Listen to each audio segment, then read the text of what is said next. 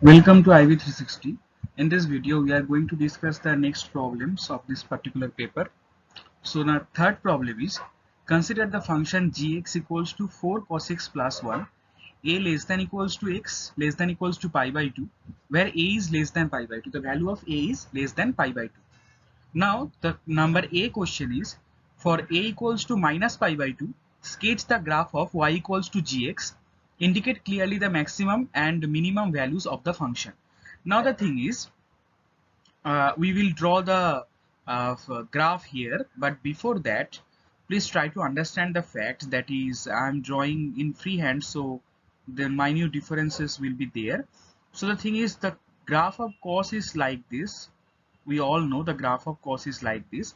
Now the thing is, here as you can see, the function is g of x is equals to 4 cos x plus 1. So obviously the graph will not be like this. So this is the point of plus 1 and here this is the point of minus 1. So as you can see, the graph, it is 4 cos x. So ultimately the value will be 4 and will be shifted along the y-axis, and the shift, while we are doing the shifting, there must be one constant y value, that is 1. So that's why the fine curve will be, the refined curve will be like this. Just if we shift this, so here it is plus 1, so by plus 1 it is shifted, and if it is shifted by plus 1 without, if the function is, just take one example, if the function is cos x plus 1, then the curve will follow like this, and here it is plus 2. So in this way the shifting will be done along the y-axis. You need to understand this particular process. Now come to this part. This is 1, this is 2, this is 3, this is 4, and this is 5, and in here it will be minus 1, minus 2, minus 3. So and here it is minus pi by 2 and it is plus pi by 2. Now the thing is, as it is 4 cos x plus 1, so the value will reach to 5 instead of 1. So previously it was taking the value of 1, but now it will take the value of 5, just because 4 cos x plus 1, because at cos 0 the value of cos 0 is 1. So ultimately 1 into 4, that is 4, plus 1 equals to 5. And if cos x equals to 0, then the constant value of y is 1. So that's why the other 2 points will be here and here. Please keep in mind, it will not touch the x-axis when the limit is from minus pi by 2 to plus pi by 2. Please keep in mind, it will not touch the x-axis when the point is from minus pi by 2 to plus pi by 2. So the graph will be like this. So this will be the graph of this particular, here one small mistake, because I am doing freehand, that's why. So this will be the graph of gx equals to 4 cos x plus 1. Remember the limit, that is minus pi by 2 less than equals to x less than equals to pi by 2. So in this particular limit, the graph will look like this. So for a equals to minus pi by 2, sketch the graph of y equals to gx, and now we need to indicate clearly the maximum and minimum values of the function. Now to note the maximum and minimum values of this particular function, so you can see obviously this particular point is the maximum value, so it is maximum value, and maximum value, the gx is g of 0 is equals to 5. This is the maximum value, and here it is minimum value, this minimum value, at minimum value g of minus pi by 2 is equals to 1, and again here is another minimum value, that is minimum g of plus pi by 2 is equals to 1. So in this way two minimum values are there, so I am writing down here, that is maximum is g of 0 is equals to 1 is equals to 5, and minimum at g of minus pi by 2 is equals to g of plus pi by 2 equals to 1. So the function has two minimum values.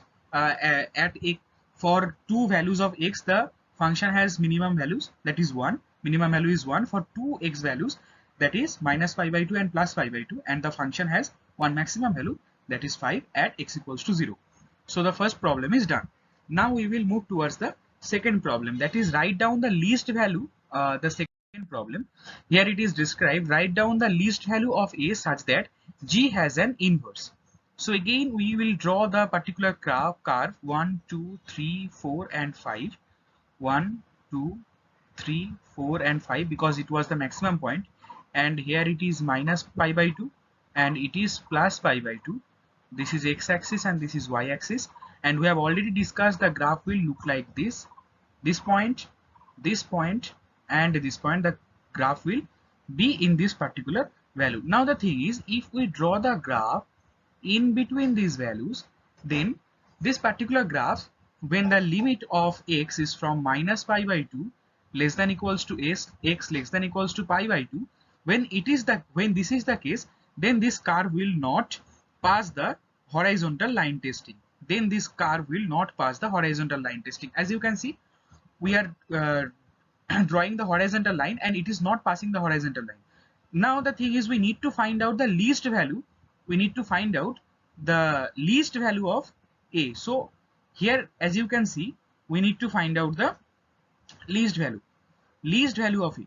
So the value of a here, the value of a is 0. A is equals to 0 here, and here a is becoming negative and here a is becoming positive. Now see, whenever we are going left to a equals to 0, it will not pass the horizontal line testing, because for being inverse the function must be 1, 1 and on 2.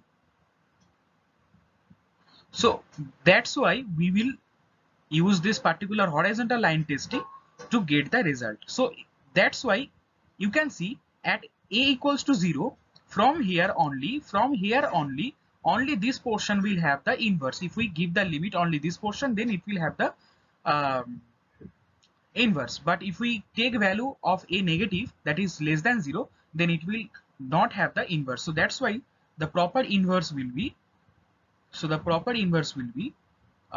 just see the graph, the inverse will be from here only this portion will have the inverse.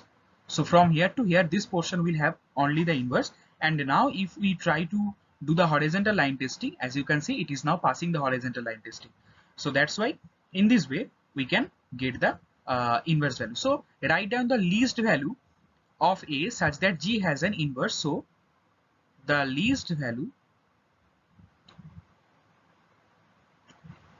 of a is 0.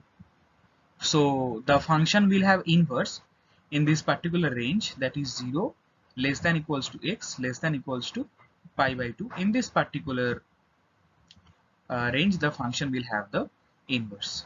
So g inverse will exist only in this particular range. Now for the third question, see, write down the domain of g inverse. Write down the domain of g inverse. So again, just we are writing down, we are drawing the inverse function that we have used. So 5 are there, and so this is minus pi by 2 and this is plus pi by 2. So we are getting, again, this will be the value of minimum, 2 minimum there and 1 maximum there, but this portion we cannot take for the inverse. So as the inverse exists, we will only take this particular portion. As you can see, this is the y value and this is the x value. Now the particular thing is, write down the domain of g inverse. So as you know, the for a equals to 0, here a will be 0. Now the thing is, the question is, find out the domain of g inverse. So domain of g inverse x, is equals to nothing but range of g of x. As you know, domain of g inverse x is nothing but range of gx. Now range of gx for this particular period, the range of gx is nothing but from x value to 0 to pi by 2. So x value is taking 0 to pi by 2, and that particular x values, the range is from this value is 1. So this is 1, 2, 3, 4 and 5. So this value is 1. So it is taking the value from 1 to 5. So range of gx is 1 less than equals to x less than equals to 5 for g inverse x, as you can see. So this is basically 1 comma 5 close interval there, because it is touching the value of it is touching at the particular points 1 and 5, that's why. So the range is 1 and 5, here it is touching, and also here it is touching value. So that's why domain of g inverse x will be 1 comma 5. So write down the domain of g inverse x, it is 1 comma 5. So this problem is also done. Now the find an expression for g inverse x, we will do this problem. Find the expression of g inverse x. So to do this problem, basically y is equals to 4 cos x plus 1. So to do the inverse, the x and y values will be interchanged. So x will be 4. So x will be 4 cos y. X will be 4 cos y plus 1. We are just doing this to get the value in terms of y. To get the inverse function in terms of y, we are doing this particular change. Now the thing is x minus 1 equals to 4 cos y. So 4 cos y is equals to x minus 1. So cos y is equals to x minus 1 divided by 4. So y equals to cos inverse x minus y divided by 4. So this is the inverse function. So g inverse y equals to g inverse of x, as the independent variable is x in the inverse function. That's why we have done the change, and in this way the independent variable is still x. So g inverse x, it is equals to nothing but cos inverse x minus 1 divided by 4. So this is the find an expression for g inverse x. So this is the expression for g inverse x.